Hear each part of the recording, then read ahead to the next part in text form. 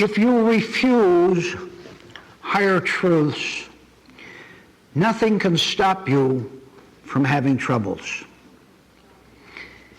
If you accept higher truths, nothing can stop you from losing troubles.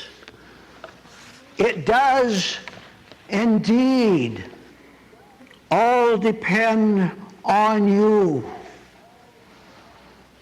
Now, all obstacles to receiving healthy impressions, higher healing truths, all obstacles to that exist in a place with which you are extremely familiar.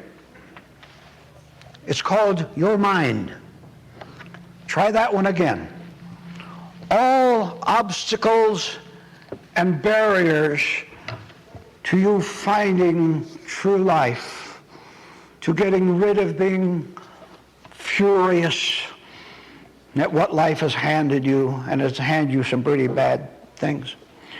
All obstacles exist in the mind you are using right now in this room. Look at it from another viewpoint. And this should make you smile inwardly with great authentic pleasure. All obstacles exist in your own mind.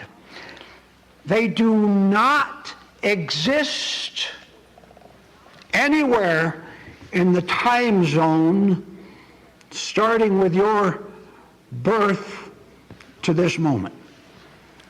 They are the problems, the obstacles are nowhere in the time itself, but in your mismanaged mind, which mismanages memory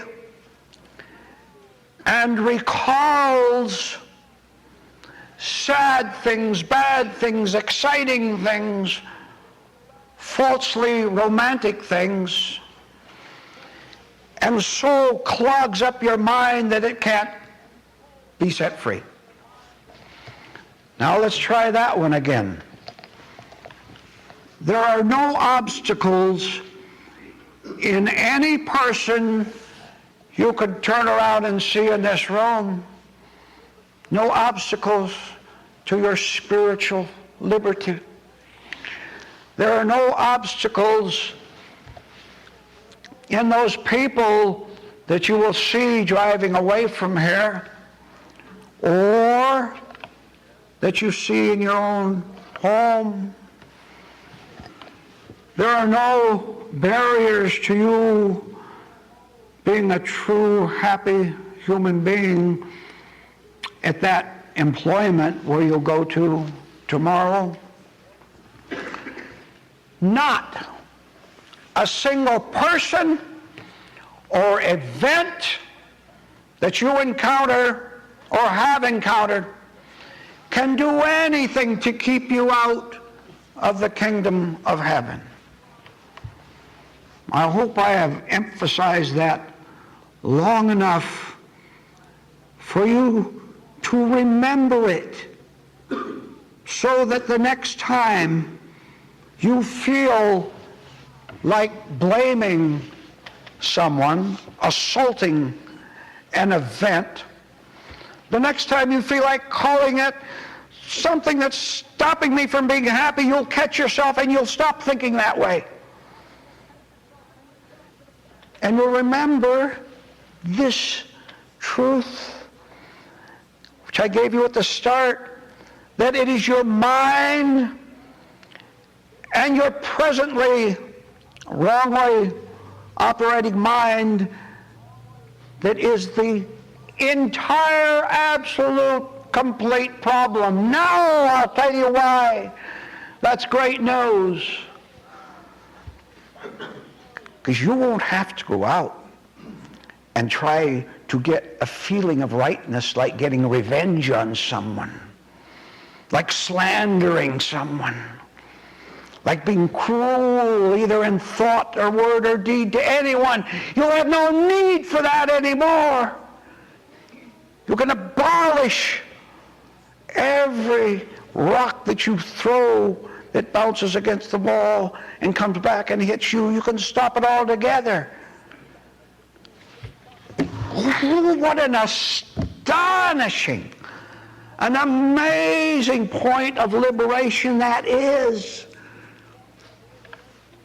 You don't have to do anything to get happiness from anyone or any source of income. You don't have to do any of that anymore. You don't have to induce feelings of pleasure inside yourself. From what little you've heard in these first few minutes of the talk, whenever you feel bad and sad, you can stop exactly where you are, whether you're all alone or with 1,000 other people. No matter what has upset you, what has made you nervous, made you want to score a point, no matter what unpleasant, punishing feeling you get, you can stop right where you are and begin to turn your mind around from an enemy to a friend, as an elementary first friend, because the intellectual center is only one center from which you must use as a vaulting pad to vault on up to higher regions of consciousness and purity and happiness. But you now have work to do, even while this talk is proceeding. Because while you have a mind that has been sneaking in and committing vandalism against you, while you have that part, you also have another part that can agree to truth. You have a part that can agree to be a cosmic cop, a spiritual policeman. It can agree to patrol the boulevards and the alleys of your own mind, and with the flashlight, because it's dark in the alleys of the mind, isn't it? With that powerful flashlight, it can point at all the griefs, all the stubbornnesses, all the hostilities. It can point the flashlight at that, and at that moment, you are now beginning to see the enemy in operation. And believe me, and believe yourself by your own experience, that when you see the light go on while watching television and seeing something that should not be there because it is sinful, because it is evil, because it is intimidating, because it's trying to make you feel guilty about something, the spotlight of your own rearranged mind can go on to that, and you can understand an astonishingly marvelous idea, which is that you can use one part of your intellect, of your mind, to kick out. And I want you to be 10 times as alert, as alive, and energetic as you are. Don't you dare take a broom and try to gently sweep out what's been harming you. Even if it comes from the outside, it's your responsibility for taking it inside and receiving it. You're not to take a gentle broom and sweep it out anymore. You'll understand better as you grow in grace, grow and spiritual perception, you'll understand better the illustration and figure of speech I'm giving you, and that I order you, I instruct you, I tell you, you're never again to be gentle with insanity. In mental hospitals, the patient gets too bad, they have to tie him down and put him in a room for both his own sake and for the sake of the other people around. You're to get that tough. No, you don't understand that yet, but I'm introducing it to you. Truth is a sword. The spiritual sword of righteousness, translated into spiritual terms, is indeed the mightiest sword there is in the universe, and I want you to increasingly understand this figure of speech so that the next time sickness, insanity, and satanic forces, which have fooled you so long, the next time they put it in appearance, you will smash it. You will hit it with every bit of spiritual righteousness that you can manage to collect at the moment. It won't be much at the start. And I'll tell you why it won't be much. Because you are still afraid of evil. You're afraid of evil people. Yes, you are.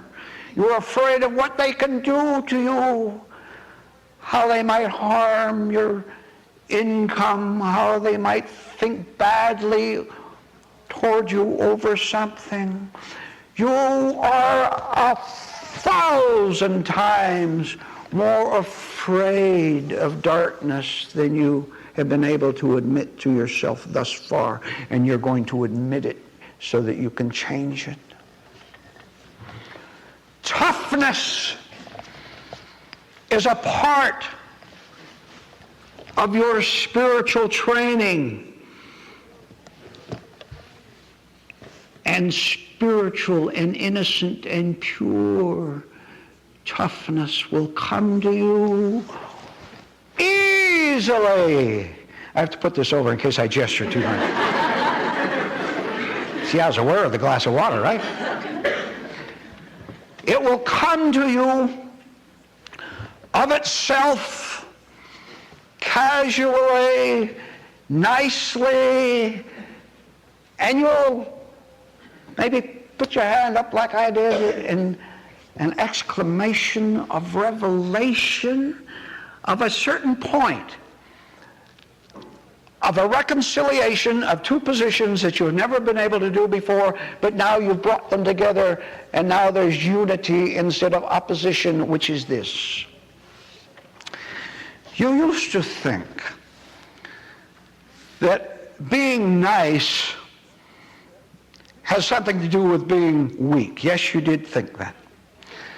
Now you're understanding this reconciliation I'm telling you about, that authentic spirituality, being a conscious man or woman, being aware of yourself and of your passing thoughts, all that has built into it a sternness, a toughness that has no negativity in it at all, has no badness about it, has no cruelty about it.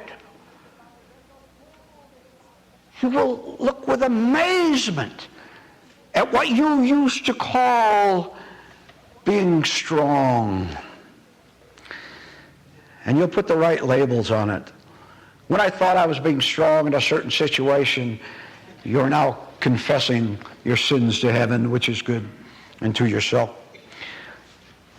When I gave that talk down at that meeting years ago, yesterday, when I gave that talk, I'd read all the books on how to give a proper speech, and how to drop in a little humor to make them laugh now and then, And I forget a lot of those things that book said. There's 1,000 points. How can you remember them all? But you remember a few of them. And you get up and you give that talk. Or, if it isn't to a group of people, before your wife. Pity her. And you give the talk. And when it's all over, whether 5 minutes or an hour or two, you congratulate yourself. Yeah, I really wowed him, knocked him in the aisles that time. Terrific. That book I read, it gave 50 chapters on how to be a dynamic, forceful, spiritual, great, marvelous, beloved speaker. Shorten the title if you wanted the book. It said I would be a commander of men and women. I would be strong. Well, after you have studied what we're studying here, one day you're going to be seated at home on your couch, and guess what is in front of you? On a bookshelf, a big bookshelf, at least 500 volumes with the similar titles: How to be Powerful and Effective and Persuasive and Get What You Want at Minimum Work. Oh, I get a better title. Oh, see if this book is on the market somewhere. How to Become a Millionaire Working 2 minutes per week.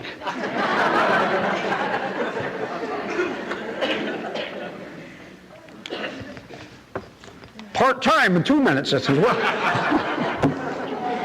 Well, you're seated at home on the couch and you're looking at all those brightly colored volumes on the wall in front of you, and you're looking them over. This has to happen to you. You're looking at all those books and wondering which one you should take next. You've already got a dozen more coming in the mail, and you can hardly wait for them. Meanwhile, which one? How did I manage to miss the mark of what they were saying? I read all those books, and I still look for day-old bread at the supermarket. You fill in your blank. In other words, I'm not making it. I wonder why. All right. Now you're to remember the talk and the points you've had so far, so that you will have the following experience.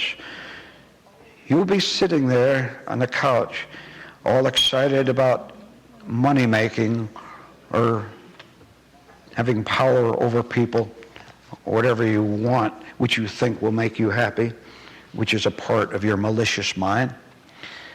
And you'll be looking at all those books on the shelf and wondering which one you should take down next. And all of a sudden, you will remember that one day you came to a talk at New Life Foundation, or you read a book, New Life Foundation, and the thought of what you heard at that meeting or reading that book will come to you, and you won't like it. You won't like that thought that of all the things you learned here. Because you already have your own plans for being happy, and there's 500 helps for you on the shelf. So you're miserable. This can be, it not always is, unfortunately, with people, but this could be the turning point in the life of any man or any woman. If you remember what I just told you, that the only enemy is the way your mind is now running wild and furious and in dark alleys. If at that point you remember that, because then you can remember, I heard that the problem, I heard that the problem is in my refusal of higher truths and my acceptance of lower truths. I heard that.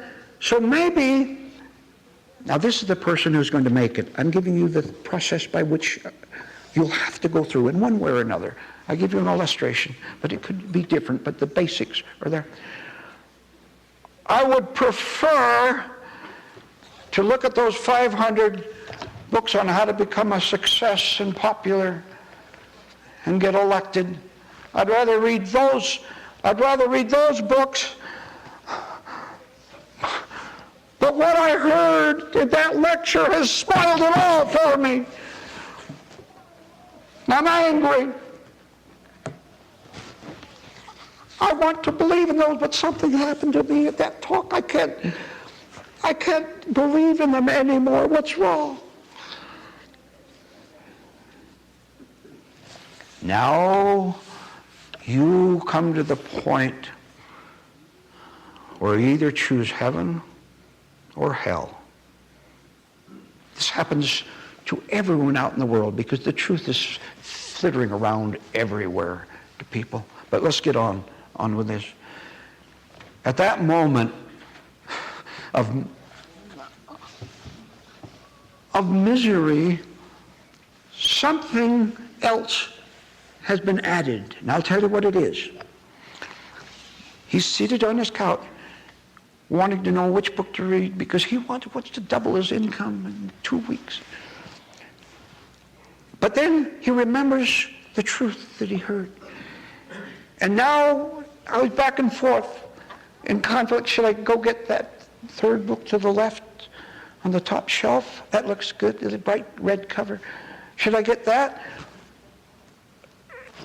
and plan my future based on what I read in that book, one of my favorite? Or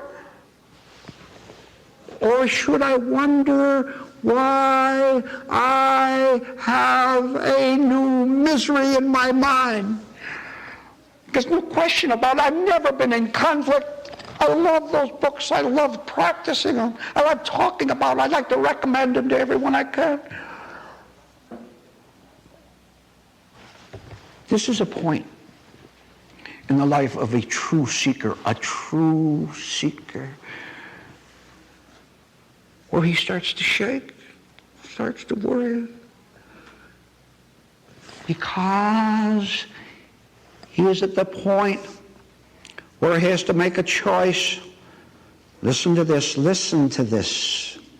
He has to make a choice between the true world of everlasting life or the book world, the temporary world, which can thrill him until it kills him. Remember, everyone can make a selection. And I'm explaining to you this morning this critical moment which must happen to you if you're ever going to be saved, if you're ever going to be in charge of yourself and therefore in charge of everything in the whole world. When you're in charge of yourself, you're in charge of everything in the world. Never mind their inflations, never mind their taxes, never mind their bully tactics, never mind that. It has no control, no effect, can't hurt you at all. The whole world, all hell can concentrate its furies and its viciousness on you, and you wouldn't feel a thing. You're not there. You're not there to get hurt. There's no one there to be punished by anything because you're not under the law of punishment anymore. You're not under the law of your own mind, your own old mind anymore. You're free of that. All right. This man is now at the crisis point which I urge you to get to as fast as you can. You're not there yet, but you're hearing the information. You get the sides, the signs, which will show you how to get to it. So that you will be in this story, illustration that I've talked about. You'll be in the place where you don't like being in conflict like this, But you can recognize that you don't like being in conflict. That's important. Because then, for the first time, you can see both sides are the same. And I'll make it as simply as I have to reduce this to simplicity. For the first time in your 30, 40, 80 years, you have caught glimpses of heaven and hell at the same split second. You know what they are? I'll tell you what they are. The hell is the conflict itself that you must go through and become conscious of when the Spirit of truth tries to tell you that those books are not going to make you happy. They're not going to give you anything of eternal value. They're not going to give you what your heart wants. Now, when the Spirit of truth is talking to you and telling you that, and you recognize the truth of it with one part of you, that's the heaven part. You recognize the truth. But the other part, your own dark, clinging, sticky octopus nature, doesn't want you to hear and go any further than what you've heard from the other part of yourself. It doesn't want you to turn away from those books, or the books represent the whole world, of course. Don't want you to turn away from this world because, listen to this, the existence of evil, sickness, insanity, neurosis, the existence of all those creatures from hell their existence depend on you siding with them, siding with the world. And you're wavering. You waver back and forth. And I better tell you this. There's so many thoughts. I have to stay on the main road and not go too far off.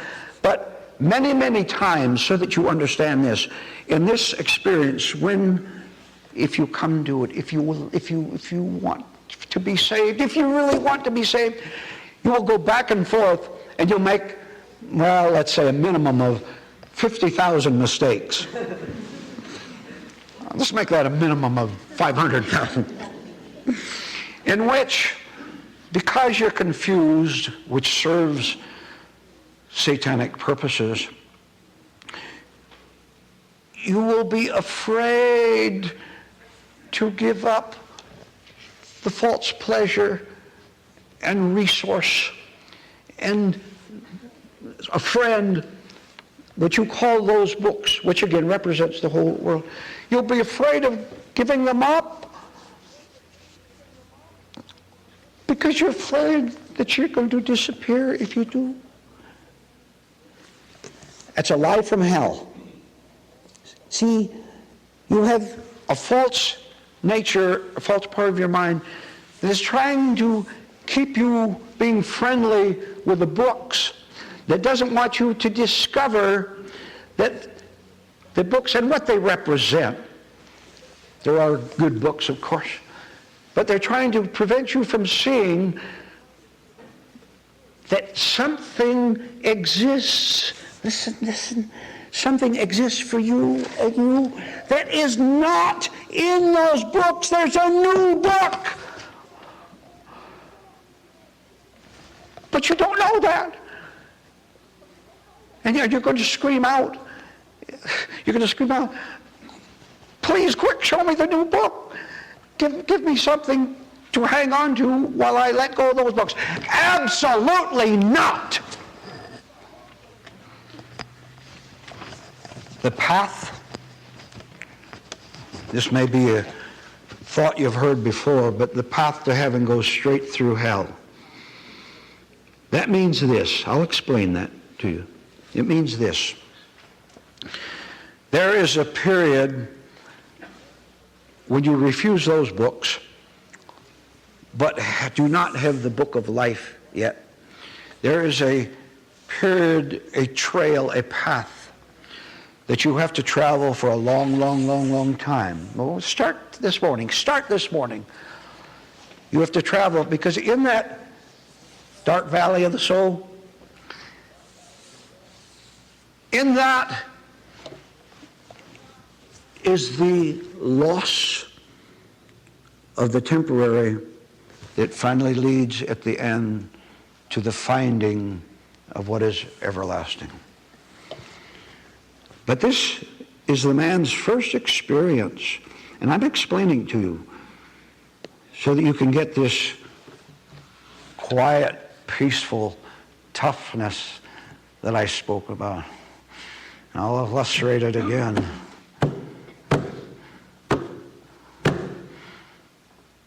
Don't you fool around with me. You're saying something very quietly, inwardly, that I'm illustrating as you used to do it outwardly, so you can see how you can change inwardly.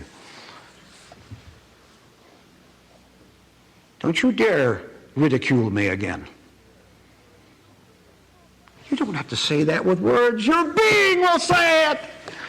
In the first place, you won't have any association at all with those crumbs and bombs.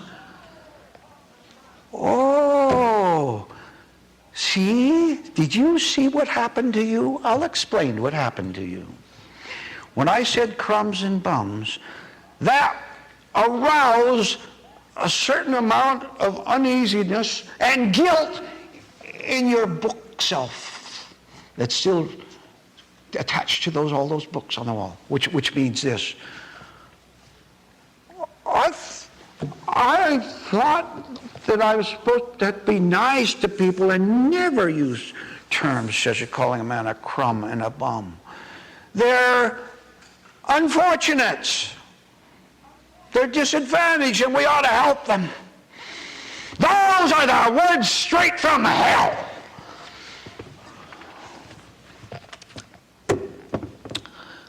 It's one side or the other. You're either on God's side or you're on Satan's side. It is one or the other, and get that through your mind. So that you'll understand what it means to never compromise with evil anytime, any place. That doesn't mean you can change it. The world doesn't want changing. It wants to drag you down to hell with it. And you're learning how to successfully battle that. You will learn to your enormous relief that the toughness, the uncompromising, the quietness, the power that you have against the wrong part of your mind, all that power comes to you as a gift.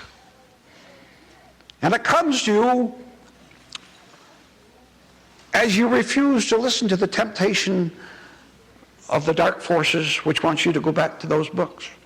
It comes to you as you continue to travel the dark valley of the Spirit, and you get a little closer to the far side of the valley. An amazing thing happens to you. Right standing in the supermarket checkout stand, right in the middle of that busy business conference.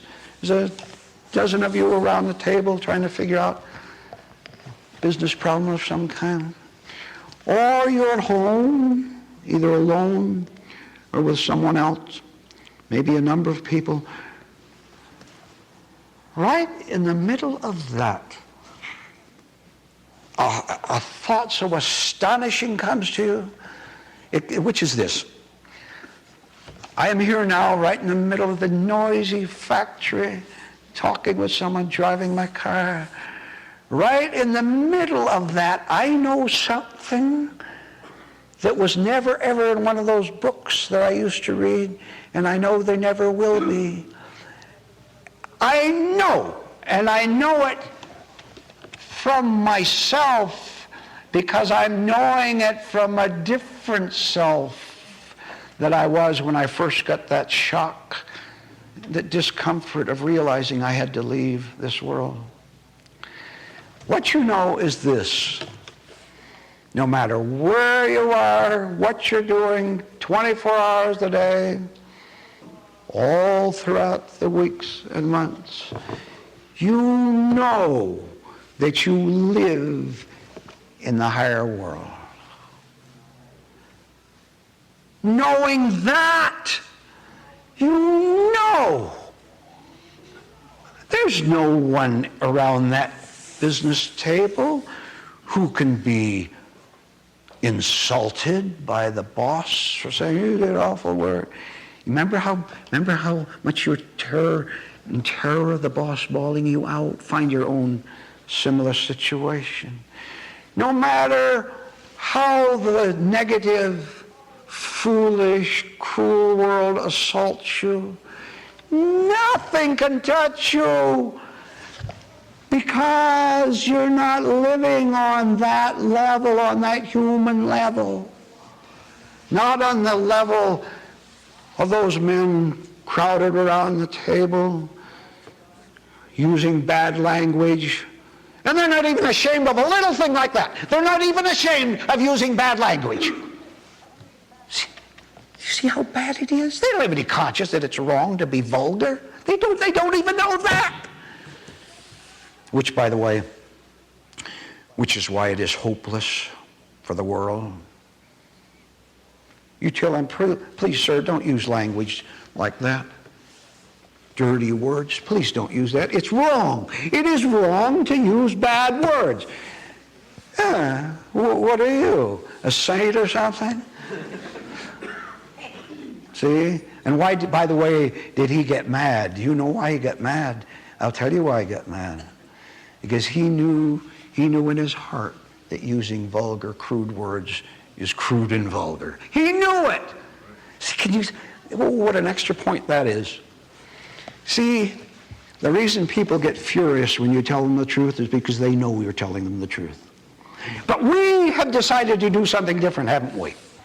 We have determined, no matter what we're going to lose in that dark valley, no matter what we lose, we'll go as fast as we can to lose as much as we can, as fast as we can. We're understanding what it means to lose all in order to win all.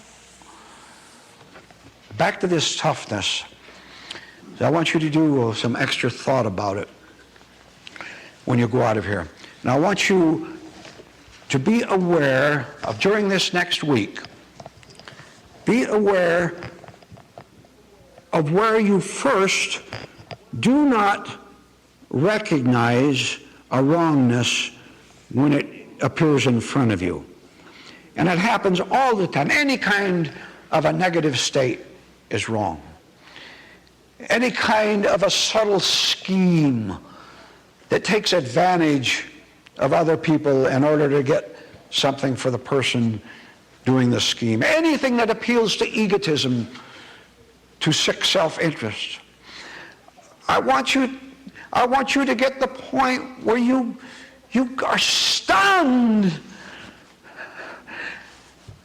at the fact that you live in a world that is totally evil. The world itself is evil. And everyone is a flock of evil sheep. They're all heading for the same cliff, by the way. So, your recognition of the sickness, insanity, viciousness of the average person in that world out there, your recognition of it will be one empowering factor by which, and I'm illustrating it physically, and you'll be doing this spiritually and inwardly, by which you put on your spiritual policeman's uniform, so to speak, and you've got your weapons and your flashlight. Oh, yes, I'm glad I thought of this one. You have your absolute badge of authority there. And no one, no crook, no murderer, no embezzler, no criminal can ever take that away. You remember that. He can't take it away. That's one thing he can't do. He can't hurt you, the spiritual policeman. You know who a crook can easily hurt? Simple. Another crook. Do you know who's in danger of being murdered? A murderer in his heart. Anyway, you have this flashlight. You have the authority of something higher. And when you see that shadow in the alley, or when you see that famous man, that man who's acclaimed as a great helper of mankind, when you see all those people who are symbols of righteousness in this world, you will see through them, even while they're giving all their great talks and writing all their great books about loving the world and straightening it out and cooperating with people. The spiritual toughness in you will have gone to the point where it's so 100% that you'll know for a fact what I just said to you, that the sickness in insanity and trickery and evil of this world is 1,000 times worse than you think. Now, it is truth itself that is seeing this through you. Therefore, you can have no self-righteousness at all. Self-righteous, you went through that valley of the shadow in which you saw all those crummy things you used to do and say and think, and you were appalled at what you were like. How can you ever be self-righteous again? You can't. All right, our time is coming to an end, but I want to emphasize you knowing that the enemy is in the refusal of your mind to learn and to understand. The friend and the doorway to everlasting life and everlasting pleasure and freedom and pleasure right in this life here. The doorway to that is in you understanding that there is another part of your mind which you can employ to put an end to the tyranny over you that the other side has had. It's called praying to God to make you willing to be willing to follow him and to do his will, not yours and not the will of this world, to do his will. Good morning.